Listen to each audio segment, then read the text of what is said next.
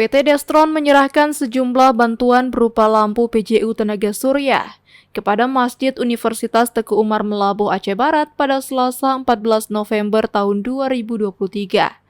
Direktur PT Destron sekaligus Ketua Yayasan Ubudiyah Indonesia, Dedi Zefrizal ST, melalui perwakilannya menyerahkan bantuan tersebut kepada panitia Masjid UTU yang diwakili Dekan Fakultas Teknik Universitas Teguh Umar Irwansyah Putra yang disaksikan oleh sejumlah pejabat dan pengurus masjid lainnya.